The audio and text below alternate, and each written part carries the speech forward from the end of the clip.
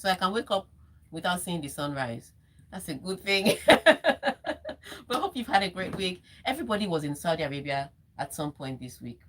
Zibby, when are you going to Saudi Arabia? Well, when I get an abaya, when I make sure that I am right on point, where I know that I cannot break any rules, Yeah, yeah, so I will be in Saudi yeah, we Arabia. should go to Saudi Arabia because Mm. every footballer that I know of consequence was in football. It was in Saudi Arabia at some point this week. But great week we had so far. How was your week? So today we have a lot of stories.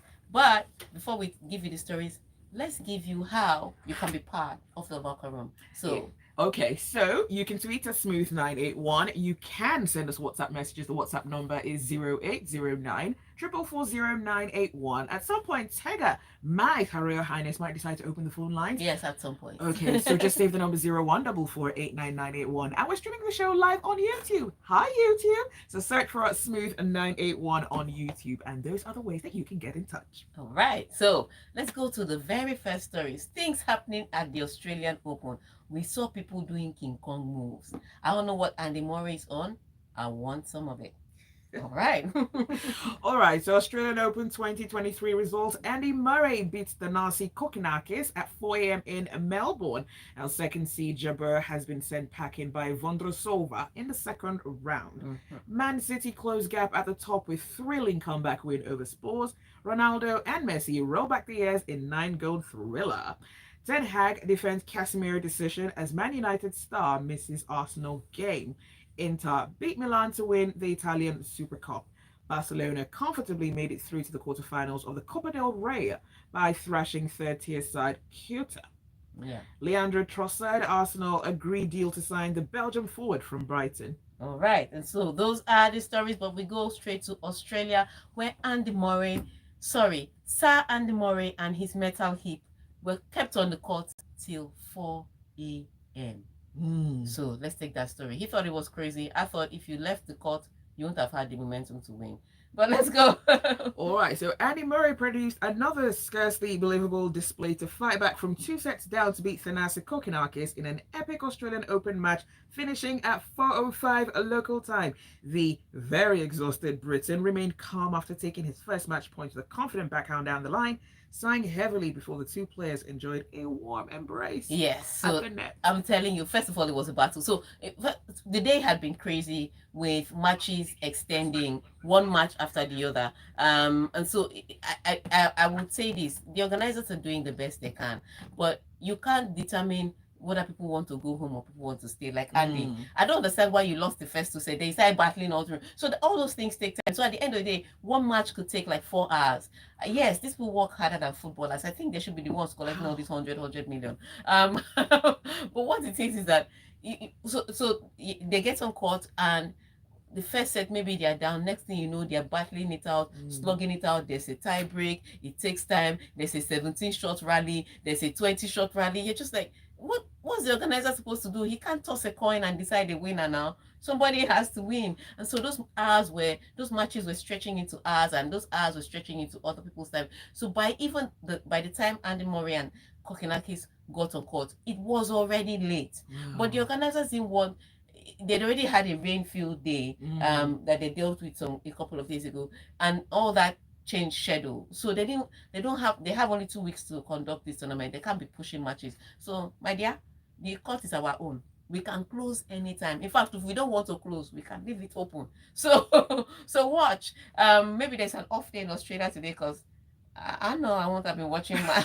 And then going okay, to that's work. a lie. I watch NBA till 4 a.m. all the time. But people were watching, and it was such an enthralling, exciting match. You couldn't leave. So Andy gets on court with 13 Kokonakis after defeating the 13th seed Berrettini. So first of all, he defeated Berrettini. Wow. That was like upset.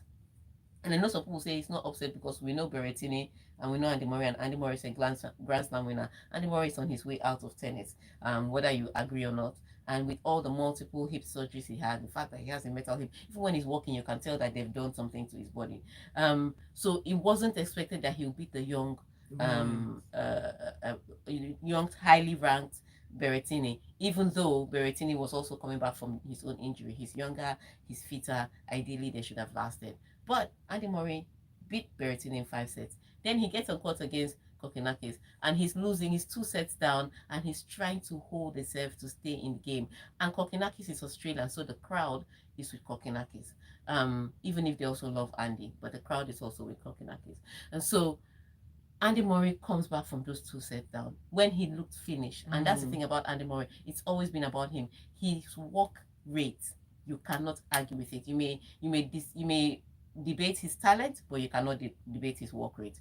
And so that guy came in, won the third set, and then won the fourth set, and that fifth set. Ha! It was murder. Wow. And at the end of the day, it was 4 a.m. He was even telling the umpire halfway. I mean, I understand why we have to play now, but it's 4. Yeah, it's early hours of the morning, and I'm not a spring chicken, really. Ideally, I should be sleeping, But he ended up pulling off that feat and winning. In the women's game though, no, then yesterday, Sasha Zverev lost, had a horrible game. And I remember after he played his first match, he said it. At the end of, after winning that match in 5 sets, a match that should have been easy for him, he just shouted it out in frustration. He was like, "It's in my head." I mean, he put in a curse word there, but he was saying, "It's in my head." And we know that where this Zverev is so talented, but he's always second guessing himself. He's always overthinking it, trying to work it out too wide or too deep, and he ends up being in trouble. And that's how. So yesterday you could see all the errors he made. I'm not to take anything away from the guy that beat him, but a lot of the things that happened to Zverev on the day came from his racket. A lot of points he lost came from his racket. So really, it's in his head. And I think the one thing his father needs to do, because his father is part of his coaching team, the one thing father needs to do is get him a traveling sports psychologist. All these things will be over and done with. Well, we've seen like Naomi Osaka struggle mentally as well. We've seen Serena struggle mentally. Do you think, is this something that all athletes go through, or is it just no it's more prevalent in tennis? No. Every athlete goes through it. What makes it a little different in tennis is that you can't talk to your coach. Well, before you couldn't talk to your coach, you couldn't get tips from your coach. There's no half time to get tips from your coach. There's no timeout to get tips from your coach. Yeah. So at the end of the day, you have to coach yourself. So you build up the mental strength. But if especially athletes of this type, athletes of before, hunger used to kill them. Athletes of this time, they have a. I'm not saying that they're not working hard, but they have a little more wiggle room. But that also and they're dealing with the wiggle room of that all that money and all those endorsements also comes pressure, because there's fan pressure, there's social media, there's everything. So all those things now add to their psyche. So they're thinking too much. And so do what Iga Swiatek did. Have a traveling sports psychologist. Just have one to go with you. Be like Novak Djokovic, hum in the bathroom or something. He does some meditation. So he crashed out, and I think he needs to have that sports psychologist. In the women's side, Ons Jabeur also crashed out in the second round. But I think she also had a health issue, because she did say in her Instagram that she was struggling with some health issue. We don't know what the health issue is, but she was struggling with some health issue, and that's why she struggled throughout this tournament. But we wish her speedy recovery, and we hope to see her back on the court. All right, let's go to football. Manchester City got back to winning ways in a thrilling style, and this is after coming from 2 goals down to beat Tottenham Hotspurs 4-2 on Thursday. And this victory has now moved the champions to within 5 points of Arsenal, who are the current league leaders. Yes, I have to say this though, Tottenham Hotspurs, try. That's all I can say to you. Not try. So match started. Both sides were a little hesitant. Tottenham with their own struggles. Manchester City coming from back-to-back defeats in the League Cup and in the Premier League, not in a very good place at the time. So really confidence was low. Pep Guardiola even dropped Kevin De Bruyne. I was like, what? Then so you could tell that both coach, both players were just trying. They knew that this match was important, and they were trying to get back into the rhythm. So it was a tale of two struggling clubs. They get on the pitch, everything looks like they are tactical and overthinking each other. Then 1 minute to halftime, City makes a horrible mistake. Ederson makes a horrible mistake, because that thing started out with him. Throws it out the ball to Rodri. Rodri was not in a good position, clears the ball right into Tottenham, and they score a goal. And just when they were recovering from conceding that goal, they conceded another. So they conceded 2 goals in the space of 2 minutes. Wow. Just before halftime, which is the worst time to concede a goal. So City go into the break at halftime 2-0 down. And even me, I started laughing at City. I was like, ah, football has left Pep Guardiola. I was laughing at them that they're struggling. I don't know what they drank in their halftime tea. I don't know what Pep Guardiola said. Maybe he threw his shoe at somebody. I don't know what happened. But whatever happened, those guys came out roaring. Got the first goal, got the second goal. I think it was Riyad Mahrez. In fact, I think it was really Riyad Mahrez that they pulled his ear because he comes in, he assists the first goal, he creates the second goal for Erling Haaland, who's back to scoring. He now has, I think, 22 Premier League goals. Correct me if I remember. I think it's 22 Premier League goals. And then he scores the third goal by himself. Like, I said, what is going on? And then he scores the fourth goal, and I just love the way they're saying, and the Algerian. I was like, thank you, Jesus. Finally, they recognize Africa. But he scored the fourth goal. What I would say for Pep Guardiola's team is that he has the quality, but they're obviously going through a moment. But for Conte and Tottenham, I don't know the solution to their problem right now because they've changed coaches. They've brought in good coaches that have done well. They have good players. I don't know what their problem is. So we'll open the phone lines right now and we'll take your messages. What do you think is the solution to Tottenham's problem? Is it that they should change Daniel Levy? Because they have a good team and they have a good coach. So the numbers to call are 01448991. That is the number to call. So yeah, we'll be taking those phone calls now. What do you think is Tottenham's real problem? Should they change coach? Should they buy new players? Is that they're not buying the right fit, even if they have new players? What is the problem with Tottenham Hotspur? Should we take that break now, or should I think we can take the break now. Okay, so let's take the break now. When we come back, we'll take your phone calls.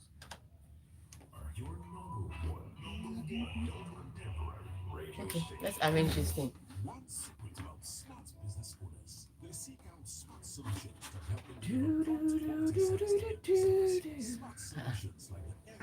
If you want my future, forget my past. If you want to get with me, better make it fast. Now don't go wasting. Hey, a fresh spoiler. What's that? Is that WhatsApp? Yeah. A fresh spoiler, I think. Okay, let's just close this. Yeah, we're good. Okay. So I don't know what's happening. I said I don't know what's happening. Do you want to open a page? I want to open the Twitter. Okay, Twitter is here. Twitter and YouTube. Okay, I've got the YouTube streaming on. Okay, we don't have any notifications, so if we do, it will come up. Okay, come on. All right. But is it good? Ah, this is so cool. Oh, so hot. Sorry. Oh, I was just like, what? This is so hot. Speak to your nearest Arata travel agency. Get more information on our new routes on www.flysaa.com. The ones who know, fly satisfaction. Yeah.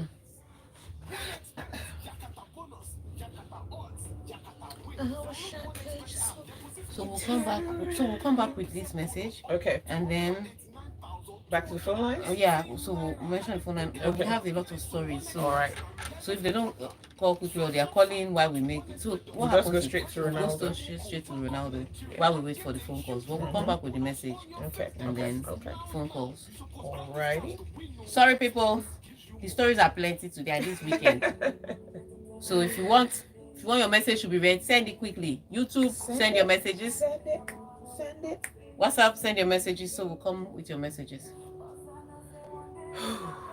So, I always complain that it's so cold. Now I'm not going to complain that it's hot. Human beings, y'all can never be satisfied. I do not want to complain that it's hot. Not that I'm not going to complain, but I do not want to complain that it's hot.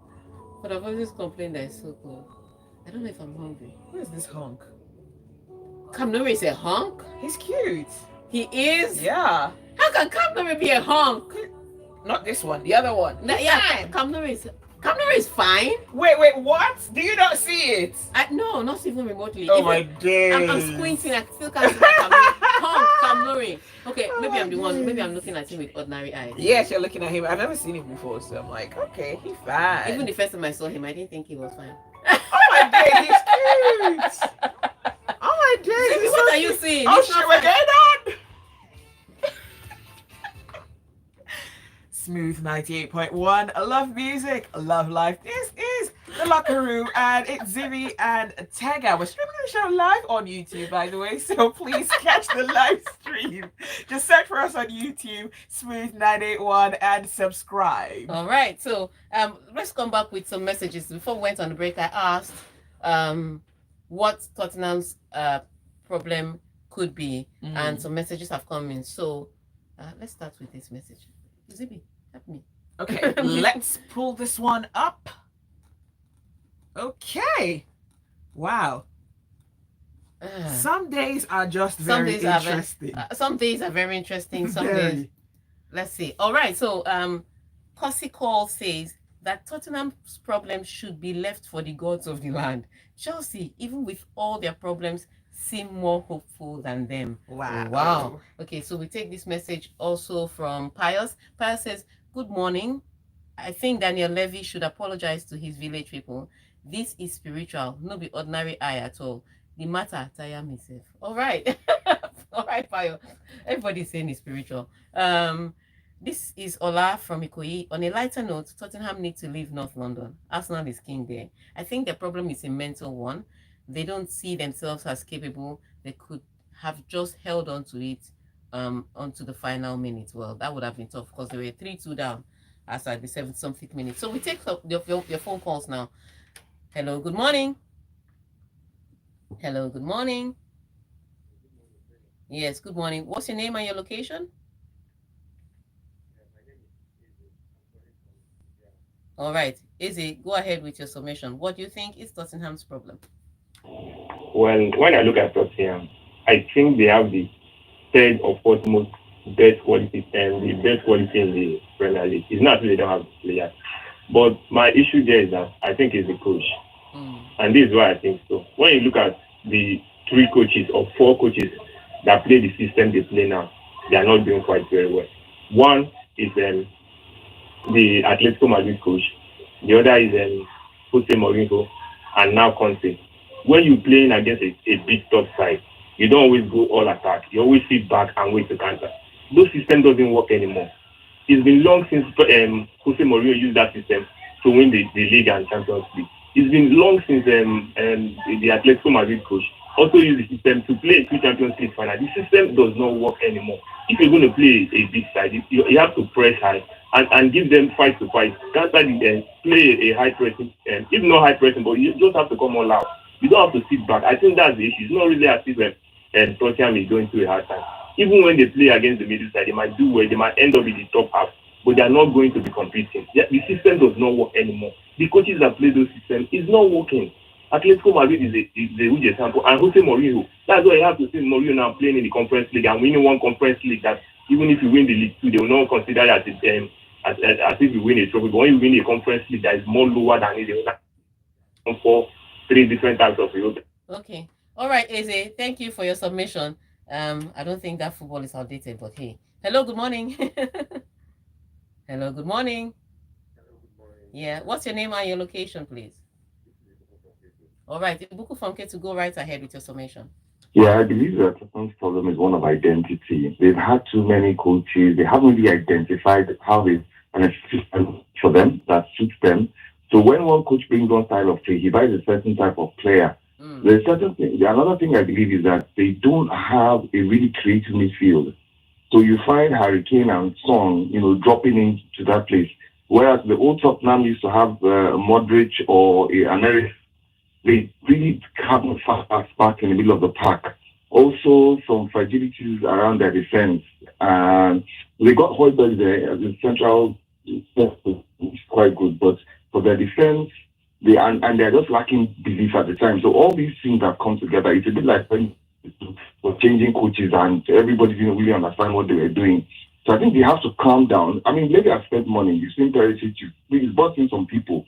So I think we just have to take time, calm down. Okay.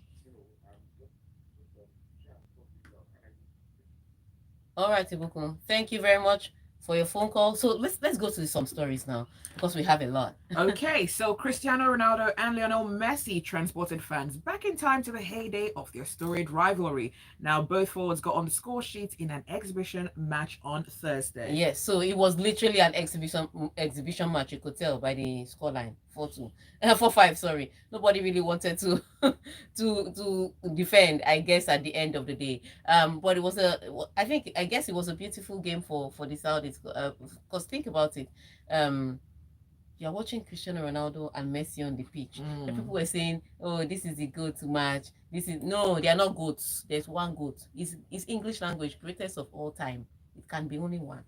It cannot be shared. Don't. One is a goat, the other is a wannabe. And you know who the goat is. The goat won the World Cup. All right, so let's talk about that match. It was a fantastic game. Cristiano Ronaldo scored a brace in that goal. His first goal, I think, was actually sublime, as usual, like what you expect from Cristiano Ronaldo.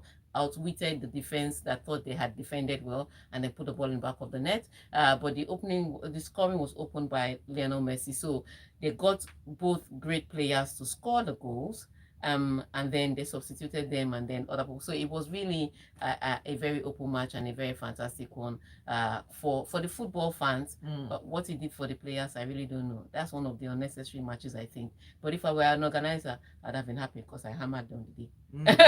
All right, so Ten Hag claimed he was right to start Casemiro in Man United's 1-1 draw at Crystal Palace on Wednesday, even though the midfielder had picked up a booking. Yeah, so Casemiro had was on 4 yellow cards, and if he picked up a booking, he was going to miss the Arsenal match. Now, because of the role that Casemiro plays, it is going to be strange for him not to pick up a booking.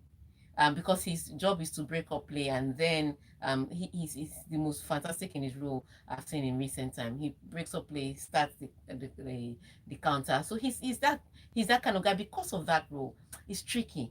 And so when he was put in lineup, people thought that it was risky, seeing that Manchester United had a match against Arsenal. You're playing against Crystal Palace, who are struggling, who haven't won in a few games. They thought it was too much of a risk to play him. And even if you played him, at least don't play him for that full stretch of time. They play him. Manchester United go up by a goal. He picks up a booking. Crystal Palace score. It was not a good day all around for Eric Ten Hag. So he has to. He defended. He's like, look, you know what? I'm a coach, and I agree with him. I'm a manager. I have to play the game in front of me. Crystal Palace was in front of him. That he cannot start thinking of Arsenal only. He had to play Crystal Palace. What I would disagree though was that he played Casemiro for that long. I think he could have substituted him just to preserve him, but starting him, I will not question that. However, Manchester United now face Arsenal over the weekend in what has now become very important because of the City win yesterday. And so Arsenal need to win that game against Manchester City for Manchester United for many reasons. Manchester United will close the gap. It becomes a hotter chase. And then Arsenal and Manchester United, they have history. So even for bragging rights, so that Twitter will have peace. As for Arsenal fans, the elephant on top of the tree need to sit comfortably. If they start shaking, people start talking. So I think even for their confidence as footballers, you've been gathering all these points. You want to test yourself against one of the informed teams in the league and come out on top, just for the confidence of the players. So you're playing a Manchester United side that defeated City, that defeated Tottenham, that defeated Liverpool. You see all the names I'm calling. Then you come against an Arsenal and you lose. It gives Arsenal a different level of psyche. So the players know how important this game is. Arteta knows how important this game is. It's more than just 3 points, even if 3 points are very important. So I can't wait to see. It just sets this match up to be a fantastic cracker. I still think that if Manchester United are going to defeat Arsenal, they can still defeat Arsenal without Casemiro. Leave this Casemiro business. They can still defeat Arsenal without Casemiro. However, both teams are going to put their best foot forward. So for the viewers like me, beautiful one. All right, so Inter Milan has hammered rivals AC Milan to win the Italian Super Cup. Yes, so huge one. This rivalry has gone to a new level. Last season, AC Milan won the trophy, collecting it from Inter Milan, who had won it the season before. This Coppa Italia, they said they must get something back at their rivals. And I think it was the way that their rivals were destroyed, because you don't want to be fighting, like, you don't want to be playing in a derby and losing by 3 goals to nil. They're already 2 goals down in the first half. You're like, why compete? Show some. And AC Milan have been going through a dip in form in recent times. So already it was almost a given that Napoli was going to take the title from them. But now it's not just that they're losing the title; it's that um there's no foreseeable future of them even competing. And I think that's what the fans are angry about, that we don't compete anymore. If we lose, if we played very well and we drop some points, I'd be okay. But dropping points against smaller teams and not even competing with the bigger ones, that would be where Pioli and his boys really need to take stock and reset and come back for the weekend. But congratulations to Inter Milan on winning the Super Cup. And to Arsenal, I would say this for Arsenal though. Good one. They got a good buy in Leandro Trossard. That transfer, well, so far has been said that it is done. Leandro Trossard needed to sort himself out. He fell out with his coach, and he fell out with his coach at the wrong time, because he was having a good time playing well, just featuring in his team, even for club and for country. And then you fall out with your coach, and then no playing time. So it was great for Leandro Trossard to leave Brighton, but it was also great for Arsenal that they're able to at least get another player to add, because Arsenal's first 11 is not a problem. That bench, that's where the struggle is. So, all right, let's take the messages. I can see a lot of greens here. Still, we're taking your phone calls. Numbers to call are 01448991. We're taking your phone calls. So before then, let's go to YouTube. Okay, so on YouTube, Ernest Okenwa says, Tega, be calming down. Ronaldo is still a GOAT. The match was more than an exhibition. The goals were flying high to prove who is better. No money like Arab money, and Arsenal will win. Hug your money. Let's hug our legacy. Everybody hold on to what you think is important. Hold your 200 million. We hold on to the legacy. When we walk up, we have this conversation. All right. Emeka from Amuwo says, as an Arsenal fan, I was shamelessly cheering for Tottenham. Yes, that's the only time Arsenal cheers for Tottenham, until Spurs decided to be Spurs as usual. The game just showed one thing: Manchester City are vulnerable in defense. I agree.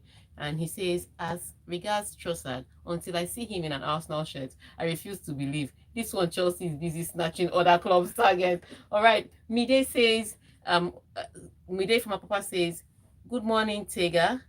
When Conte was drilling the guys in training and the guys were fainting, I thought that was enough sign that they'll get fainting results. I don't feel sorry for them. I don't think that they're collecting their money. Big E from K2 says, Tega, both Manchester City and Madrid are to be awarded King of Comebacks. I felt Pep allowed his portable spirit against the players during the locker room break, reminding them of the elephant on the tree. And for Tottenham, their problem is spiritual, backed by village people of England. They can't win anything. I feel it's a midfield and poor defense. All right. Zibby, you want to? Okay, Tega, do you know the reason why Eze didn't celebrate when he scored that free kick against Man United? Okay, that wasn't Eze, number one. That was Olise. And I don't know what is wrong with that boy. I've not seen him joy on his face before. There are some moves that he makes. If I'm the one, I'll be laughing. I've not seen. So I don't know. I don't know. Maybe he wants to move to Man U next season. I don't know. All right. United are playing 8 matches in January, and Crystal Palace knew that and came at United with energy. So we needed Cameroon because of his Casemiro, okay, because of his positional play. It's noted we beat Arsenal in the first game without Casemiro. That's Ibukun from Ketu. Yeah, I think if Manchester United wants to beat Arsenal, they can beat Arsenal without Casemiro. All right. This is from ZZ Classic. I really enjoyed the wonderful display by both goats yesterday. I really don't see Arsenal losing the league title, even if they lose to Man United on Sunday. All right, and that's the much we can take from everybody. Thanks. It was a great week, and I hope you have a great weekend. And on Monday, people are going to do the analysis here. So make sure you watch all the sports, from Australian Open to the NBA to football. Are you paying? We are having fun together in locker room. All right, Zibby, take over. That's it for the locker room. Do stay with us. There's a lot more to come on the Smooth Breakfast.